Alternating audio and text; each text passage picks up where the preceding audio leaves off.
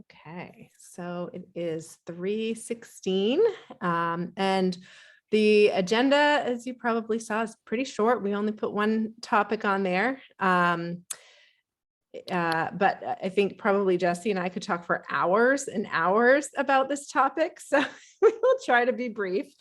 Lauren, you mentioned the last time you had a question about if we had thought about or looked into a CTE pathway, which was one of the projects that was on the to-do list that same year that COVID first happened. So the 2019-2020 school year, Jesse and I had, or Jesse had an objective for the high school to develop a CTE pathway, and he had started a lot of work in that direction. And so I brought Jesse here because I want him to give an update on where he is with that as a work in progress right now. But then we also want to talk about some other things that are on the horizon for pathways as well. So Jesse, I'll have you take it from here. Sure. And I guess kind of a more general comment about pathways as we keep talking about this. And just, I think the really important thing to reiterate is, as we're talking about pathways, we're not talking about tracking. We're not talking about putting kids in one direction and only allowing them to be there. Really what we're doing when we're talking about pathways is it's more of creating a sandbox and creating opportunities for students to kind of figure out and play with some different options and paths that they could take for different post-secondary opportunities, while they still have the safety and support of the caring adults that they have and the supports that they have in the high school setting. So they're not just going out into the world and trying to figure out what they want to do, and all of a sudden they don't have as many supports as they once did.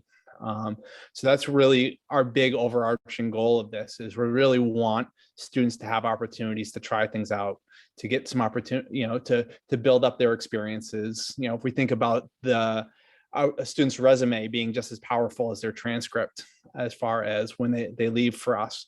So it's not just those grades that they get in which classes they take, but what experiences and opportunities that they've had as well. And talking about the CTE piece, it's something that has been, like Stephanie said, it has been on our radar for quite some time. We started to build up a foundation for that and starting to have some conversations, and then we got hit with some challenges.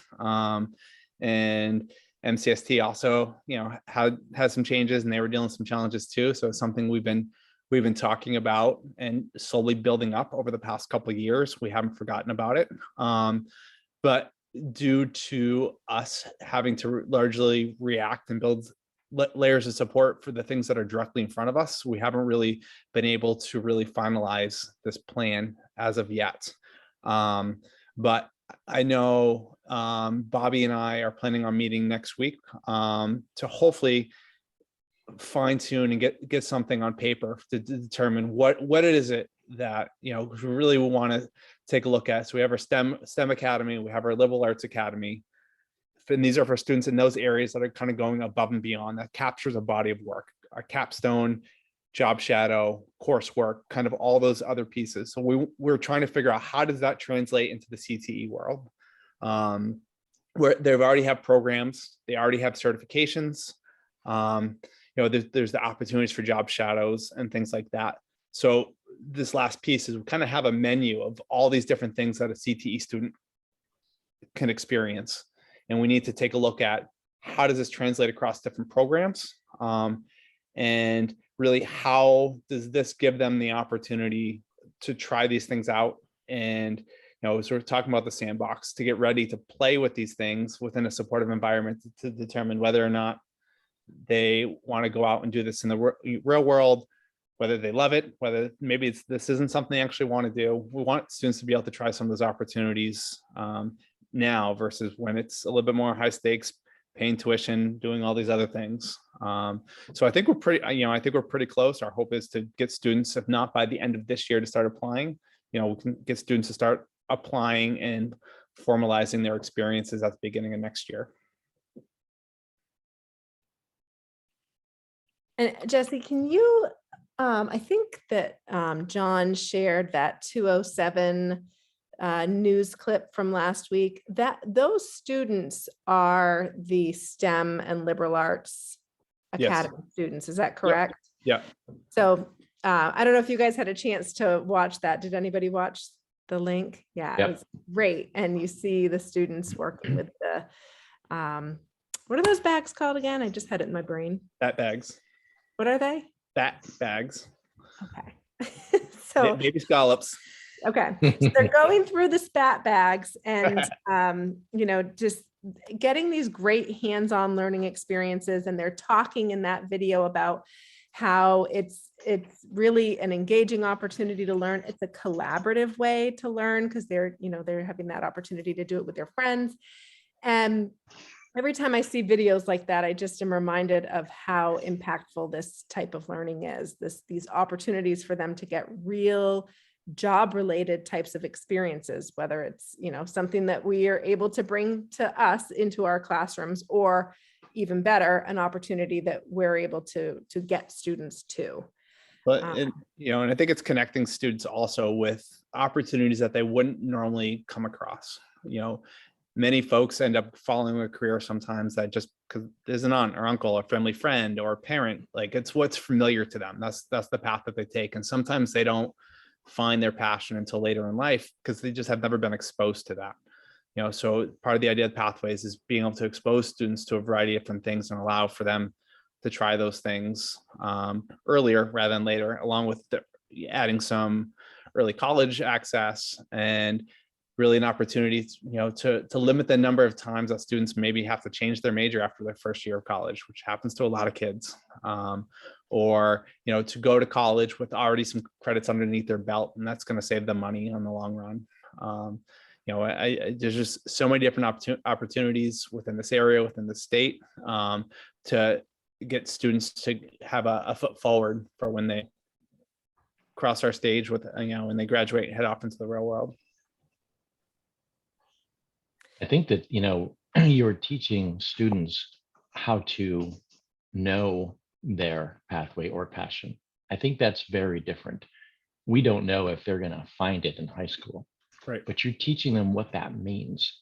And in terms of like the purpose of education, in terms of proficiencies and pathways in the category or realm of caring relationships. But I think what we're doing that's very unique is teaching kids about pathways. And they may change. You may have 3. You may do 3 at once when you're an adult after school or after training. Right. Whatever, it's your pathways, doing what you love doing. I think that's an amazing thing that we're teaching them. The second thing is we're making all pathways equally important. You don't need to be a blank to be a special human. You do what you love doing, and you are a special human anyway. But that's the other thing we're teaching about our pathways, with our pathways as well. I would piggyback on that, Jesse. It's a really interesting movie. It came out about 10 years ago called The Finnish Phenomenon. Tony Wagner went over to Finland to figure out why they were consistently rated as the top educational system in the world. And one of the takeaways I had from watching that movie was that they identified 2 pathways for their students relatively early, one being more vocational, one being more academic. And each one is given equal weight, equal respect in the community. And the students who wanted to go work for Nokia, for example, over there, were just as valued as those who wanted to go into other fields. So I think, what Lauren said is really important. The other thing I think is really great about this is the idea of student agency. You're about to go through the NEASC accreditation. I know that student agency is something we talk about all the time as commissioners for NEASC. And I imagine sort of highlighting, and I think we talked about this when we met, highlighting specific scenarios where you can talk about how the student chose this and how it sort of lit up a particular idea or desire or interest that became an impact on their lives, impact on how they take their learning and they've applied it to real life situations, and it actually has a transformative element to it. And as much as you're able to sort of highlight those specifics to the visiting team when they come through, I think that's going to be really helpful And it sounds like you have a lot of material to draw on from this. I also think that one of the things that happens with the identification of possible pathways is that it gives students courage. And courage isn't something we actively speak about very often, but I think we should be talking about it more, actually. But if you're, as you said, Brad, if you have agency over your own pathway, it also gives you the courage to say, well, you know, maybe lobstering isn't my gig. Maybe I want to be a marine biologist instead, or maybe I'd like to work in retail, or, you know, own a fish market. You know, that pathways tend to lead to other pathways. You know, it's kind of like the circulatory system. You have your heart and you think you know where your heart is. We can locate it. But from that comes all kinds of other functions for the body. And I think looking at our educational system as a body, a human body, is different. And that's what we do. That's what we're doing. And I think that's what makes us relatively out there in the educational world. So I'm proud of us for this approach. I think it's the right way to go. I've never thought, you know, even though I'm an academic, I don't think that academics is for everybody. I think my dad was an apprentice sheet metal worker in the shipyard after serving in the Army. And he had a great pathway that he didn't know he had before. And when it opened up and he had the courage to take it, you know, it provided a certain lifestyle for him and for all of our family, and a good example. And I think that's the other thing I want to mention here is these methods that we're using, these academies, provide an example throughout the state, and I'd like to think beyond the state, of what education really is, which is not book learning all by itself. So I'm proud of us for doing this. Happy to be part of it too, I'll tell you. Yep, well then said. You're gonna love what comes next. Good. So Jesse and John and I have been working on some grants. I'm about to submit for the second one. I already submitted for the first one because I had a due date of May 12th, but I held off on the second one because I just wanted to see if there was any feedback in this group prior to when I submit. That due date is coming right up. It's May 26th. The first grant I submitted for $250,000 for the extended learning opportunities. And we thought that this would really be a great way to have a trial group of students who are either on the CTE pathway or just have some interests that we need to help them pursue. And I'll pop up on my screen in just a moment, sort of this sample, I guess course is how it looks, but it's not really a course, a traditional course by any means. So we filled out a $250,000 grant for that experience. And then there's a very similar type of a grant available through the Children's Cabinet. We are putting a grant in for $323,000. It's pretty much the same type of a grant. I'm just asking for like a little more transportation and a little more funding for a technology piece. So I'm hopeful that we at least receive one of them. And even if we don't receive either, I think we've got some planning and framework in place that we can start exploring some internships and opportunities for kids, regardless of which pathway they're on. Now, if they're in the STEM or liberal arts pathway, there's already a pretty structured way for them to work through those internships, but we haven't really figured out how to design that type of a support system for students that aren't in those two pathways. So I'll just pop up on my screen really quickly here. Oops, give me a minute. I gotta have it open on my screen before I can pop it up on my screen. Here we go. Just to show you a sample of what this might look like. So essentially, it would be a coordinator. We might have some of the staffing already in place, like our student support coordinator And then if we could maybe leverage some of our funding to roll some of that job into after school programming as well. We haven't worked out all of those details quite yet because a lot of it depends on whether or not we get some of this funding. But we would really be targeting some of our low income students, our students that need aspirations, and some motivation, our CTE pathway students, because as Jesse said, we're really working on a specific plan for that. And just like with the STEM and liberal arts pathway, we need that process for what those internships would look like. We would be looking at targeting about 15 students per an 18-week semester. And for the grant, each grant is a 2-year grant, so we would try to target about 70 students. If we get both grants, we can double that number. Instead of 70, it could be, 140 students, which would be great. This is sort of a simplified overview of what the semester might look like. And I'm going to use this just to talk through what some of the funding would go towards. So it's the student experience. Both of the grants allow for us to pay students a minimum wage to be able to go to do an internship. And we thought that, certainly that's part of the appeal of doing this. So not only would they be receiving, we probably would be determining what type of credit this is, but Jesse and I sort of had some initial conversations about an elective credit. So not only would they receive half a year potentially of an elective credit, but also compensation for their role in their 10-week internship.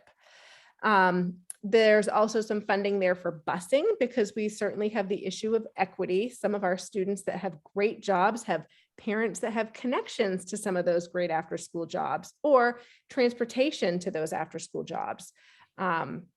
So again, if we get this funding, that might open it up either for van transportation, or, we can really dig into what some of the needs are and have the funding to help support at least getting some things up and running off the ground. The student experience would look like 4 weeks in the classroom learning, so sort of your traditional learning, but the coursework would really be around those soft skills, or 21st century skills. And I joke, like, we're almost a quarter of the way into the 21st century, so we really need to be focusing on these 21st century skills. They're pretty important. It might include it will include an interest inventory, so that we have an idea of how to place our students into their internships, personal finance, responsibility, safety, interpersonal skills, interviewing skills. A lot of those things would be covered. We already have some curriculum in that area, especially through our partnership with Midcoast School of Technology. We actually have a teacher that teaches some of those courses. JMG covers many of those skills. So I think curriculum-wise, we'll be in pretty good shape. The next 10 weeks for the student would be on-the-job experiences, about 10 to 15 hours per week. And then the last 4 weeks of the semester would be their opportunity to reflect and develop a capstone project that really captures their experience. And those same 18 weeks from the role of either the mentor or the coordinator. Now, the coordinator would sort of oversee the whole internship job experience programming, and we've sort of fleshed out some job descriptions of what that person would do in this document as well. And then there would be mentors, and each grant allocates about 3 mentors, 1 per 5 students. So they're responsible for a really small group so that they can develop relationships, and also be the person to help provide some of the instruction that happens in those first 4 weeks, help to make some of the connections with the employer of where the students will be placed for their internship. And then the mentor would be the one that helps to provide students, like be the liaison between the employer and the student, to help to process feedback. So we're looking at, if we have a rubric to get some feedback on some of those 21st century soft skills, the mentor would share, okay, here's how you rated, and here's some areas that you can improve, and here's some things that you can try. So we were initially thinking of a rubric use by the employer to provide student with feedback that the mentor will go over with the student at week 2, week 5, week 10.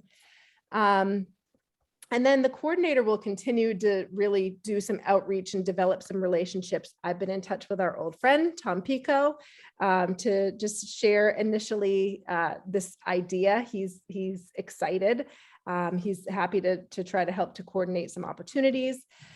And then the last 4 weeks, the mentor would work with the student on that capstone project. And you'll see here that it says something here about a technology hub. I put funding in both of the grants as well for developing some sort of a platform to make this sustainable, because, you know, if a $250,000 grant goes away, that leaves a big hole. Obviously, we're going to work on ways of integrating this into the culture of our district, because just as you guys voiced how important this is, we're really passionate about this. And we think that it needs to happen. But it is going to take a level of funding, and personnel, as we know from our budget process, is always the most expensive part. But I think that there's something in the technological world that can help us. And I'm not a tech expert, so I can't create it. I know exactly what I want. And Jesse and I have had a conversation about how, you know, ideally, if we had some sort of a platform, I'll stop sharing this for a minute because that's all I needed to share on my screen, but his student support coordinator a couple of years ago, Scott Browning, developed this great Google Classroom that had all of the community service opportunities. And I was like, that's brilliant, because kids are using technology. So rather than hearing about the opportunities on the morning announcements or, you know, trying to connect in some other way, it's right there in front of them on their screen in an accessible way. I think we can do something like that with internships. And, you know, rather than having the coordinator eventually have to make all of these connections with employers, it would be great to have this hub that employers could be vetted through this hub. They could put their internship openings. They could help to, you know, process students that way.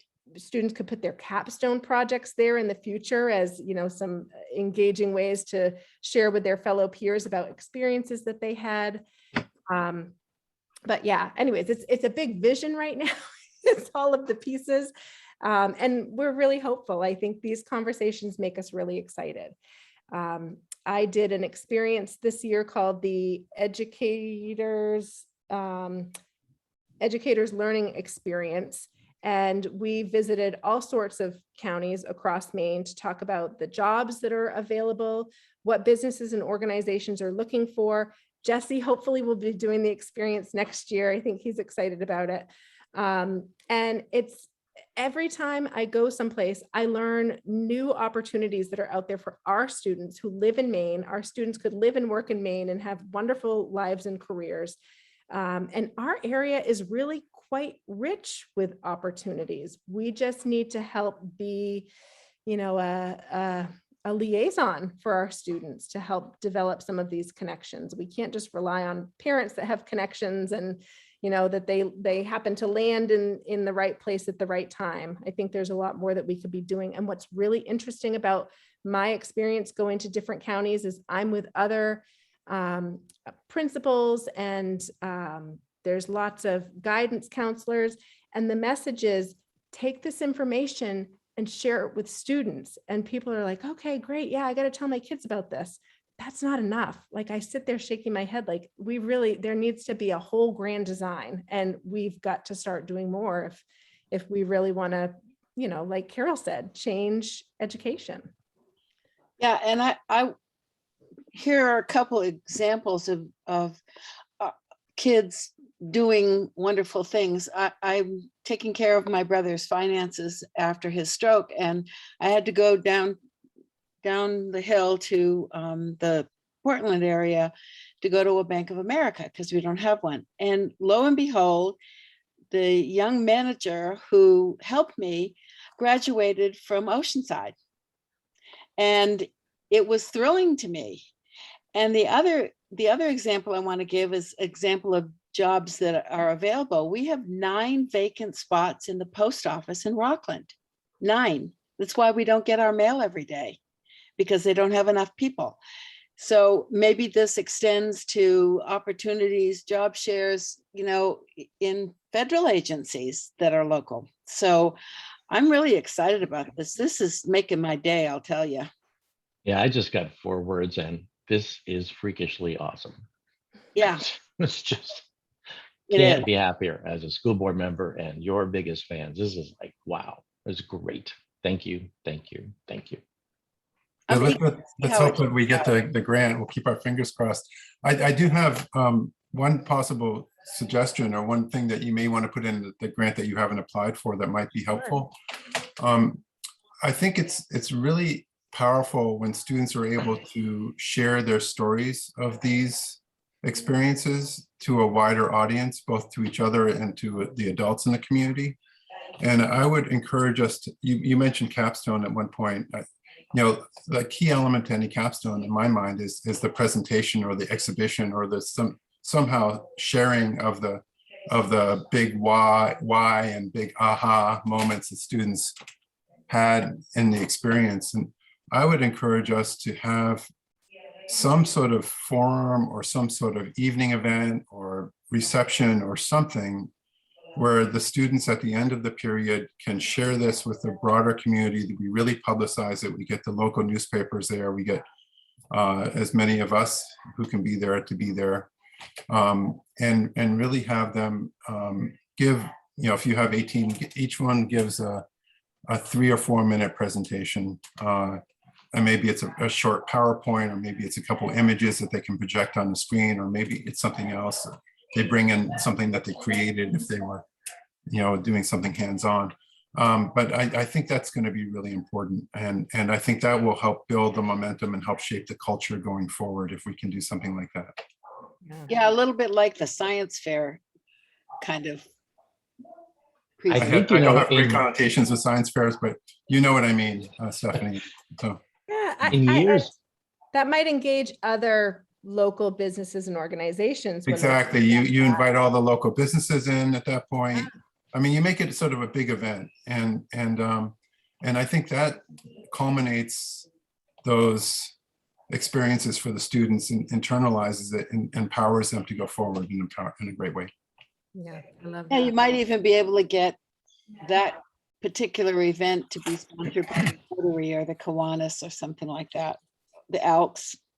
I know that in the past that high school students going through the STEM and Liberal Arts Academy have spoken to middle school or 8th graders back before the pandemic, right? So Yes. all in the they've same started- vein. But They've gone back to doing a little bit of that in some smaller groups as comfortable. But you know, I think it's a great idea as we get more students involved in this too. You know, we have spring conferences that we're always trying to find ways of making that more engaging and things like that. So we have a lot of existing pieces that I think that we can look to streamline a lot of these together to make for more meaningful experiences, to show the community the work that we're doing in the high school.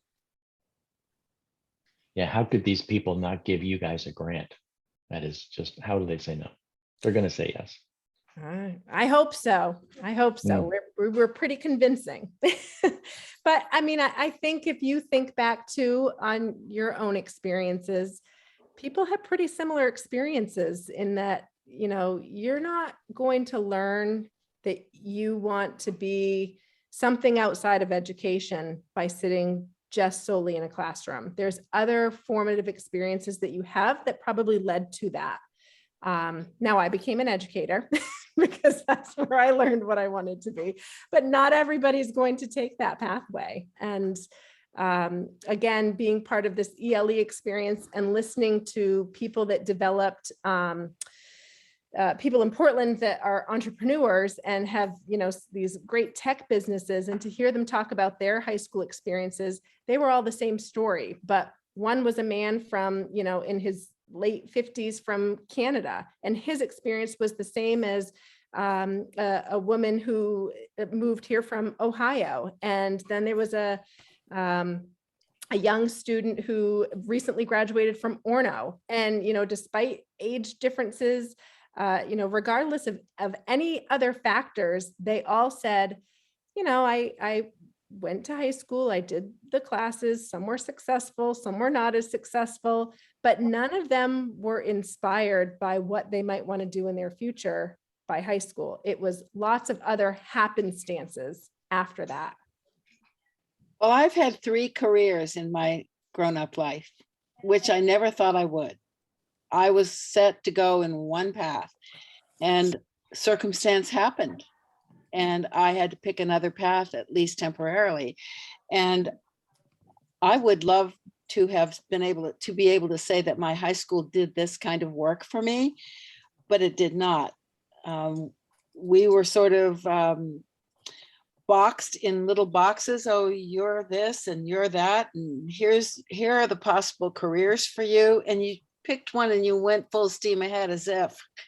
And there was a harsh learning for me that, for example, divorce changed me. Suddenly I was the sole supporter and I had to do something different. So I'm glad we're going to expose, and we are exposing our kids, all of them, to the fact that, this is the 21st century and you may have 5 different careers in your lifetime. You may have one, and it's all good. Absolutely. And I think the earlier we can get them into some of those formative experiences, it just gives them that one extra leg up. And I think as a school system, we can do that. Yeah, I'm so proud of us. I brag about us everywhere I go, and I go a lot of places. There you go. Excellent. Keep doing that. Oh, yeah. All right. Any other questions or suggestions? No, just keep doing what you're doing. We just need Keep more doing what you're doing. publicity on this. Once we get ourselves, set to do anything, I think our public relations is the area and John, this, we've decried the idea that you have to be our big spokesperson with all you have to do. But this leads me even more down a path of thinking that we need a publicist or an agency of some sort that we can, or a person that we have as the megaphone. Yeah, I actually think we do a pretty good job on public relations. We're learning something more all the time. I think, this whole idea kind of exemplifies sort of the next step that we need to take to sort of push this to the next level. Because if you think about all the innovative businesses and innovative things going on around our area, we haven't even touched the tip of the iceberg in terms of what's really going on, around the mid-coast. The mid-coast is really booming with things like this. And if we push it into the limelight such that we've got businesses and entrepreneurs seeking us out for a program like this and wanting to become part of a program like this, that's really what we're envisioning as the next iteration, that partnership between business innovation and education right in our little mid-coast area. So I think the story will kind of in some ways tell itself. Next week, I'm going to actually be doing an interview for one of the little 3-minute interviews that we've been putting out there as a series. I'm sure probably some of you who are followers of Facebook have seen these about staff all across, all around our district. So we're reaching out in more and more ways, and I think our staff are doing a good job about publicizing things that are going on. I want to thank Brad for going out to the Sheep Island with the crew that went out there and did that cleanup. I mean, that little story was a gem, I think, to show some of the things that we're doing. And our local paper, like Steve Betts, all I have to do is call him with some of this feel good stuff that's going on and some of these great, he'll jump all over it. He's all about it now. So I think we've turned a corner, and we just need to keep doing these great things and putting our own story out there. So I'm excited about this too. I can't see how we can't get at least one of these grants with the work that Stephanie and Jesse have done with this grant. I'd be shocked if we didn't, but even if we don't, it's a great idea, a really good platform to go forward with. John, was that story in the paper today? I missed it if it was. Yeah, it's in the Village Soup, Brad. Okay, I'll check That's it where out. I saw it. Okay.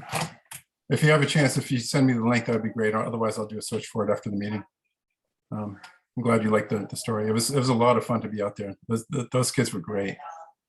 Really great. Yeah, in the end, I wanted to be there. It was so great. It's like, wow, that was really cool. I don't want us to be a district or a high school that sends kids to Harvard. I want to be a high school and a district that helps kids become healthy, happy, and solid humans who know who they are and they know where they're going. Yeah. I agree That's with that. where we want to be, right there. Yeah. And Jesse and I always like to say, we're preparing kids who are likely going to be our future neighbors, our future community members. So we want them to be as prepared for anything as well as we can possibly prepare them, because we want this to be a really successful area. And I hope that our kids want to come back and be in this community and contribute to this community, because it is a great community. Well, and I think as we look to build capacity too, I think one important part, these are our future parents.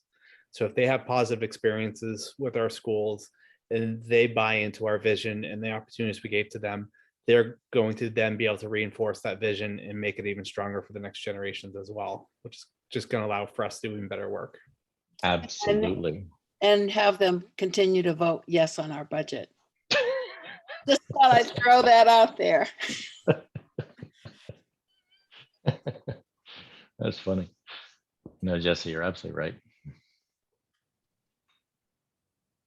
Yeah. Well, as part of my closing for my ELE class, I wrote a rap. I'm not going to sing it for you, but someday when I polish it up a little bit more, I'll send it to all of you. I was inspired. If you've seen Hamilton, it's like a big thing in our house, so we're rapping all the time. But put together a little rap about the, really the importance of these pathways. So I'll send it to you sometime. I'm looking forward to that. Great. It's Yeah. great. So do we have anything else that we need to cover during this particular meeting? It's really great to see all of your faces. I have missed you, even though I haven't missed you, if you know what I mean. But I'm happy to be getting home on Friday, and fingers crossed for the budget vote. And Stephanie, if you don't have anything else, Bruce, do you have anything you want to pop in on? No, I'm all set. I don't, but Thanks. are we doing a June meeting? A curriculum meeting? Yeah. I think we should. Just to tie up loose ends from the school year, if we could. So June 20th is a holiday. Do we want to do June 27th? Yeah, let's go for that. And if the group would like, I should have data. Well, I will definitely have data by that point, so that we can do a fall to spring comparison. I can pull in NUIA data, and then we can take a look at the K-5 iReady diagnostic data too, which I took a peek at this morning, and I'm super excited. They're not all done yet, but I'm hopeful for some good things. So we can use that as a data review. I think that's I great. think that would be great. Okay. One of the things that I think I mentioned to John and Lauren, I was at a Carnegie Foundation training that was focusing on early data acquisition for identifying kids that might be falling through the cracks. And they focused on absenteeism, which is one of the things we talk about all the time. Behavior issues, which is something I know that we've talked about as well. And one of the reasons that a lot of us supported the assistant principal in the high school. And then it talked about course achievement. And so that data around course achievement, I think would be really helpful for us to look at as a board. And if we could do that at that meeting, I'd really appreciate it. And then maybe Bruce, you can give us a wrap up on how the tech situation is as we wrap up the school year. Brad, for that course achievement, are you thinking pass rates? Yeah, and at one point, I don't remember exactly how you recalled it, but there were green bars and blue bars and red bars. And so I think if we sort of saw where students were in terms of where they've progressed during the year, I know that we're still sort of catching up from the pandemic, and and struggling a little bit with that, as every school system is, due to the stresses and the remote learning and the absenteeism that we've encountered. But I'd love to get a sense of where students are on those scales. I don't know if June 27th is too early to get the end of the year results, or if you'll have them by then. But I think that's important data for us to look at. I'll definitely have Nuia. Jesse, you and I can talk about course completion, the passing rate. I try not to say the failing rate, the passing rate. Yeah, it may not be final data at that point, but it can be real-time data, kind of where we're at. It should be close to final. Yeah, that's great.